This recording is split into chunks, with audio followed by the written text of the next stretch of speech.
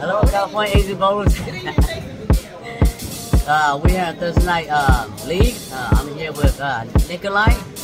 He's one of the best bowlers out here that I know. Alright, we're gonna have a match together here Thursday night league. So, my team, myself, with Nikolai's team, what a strong team.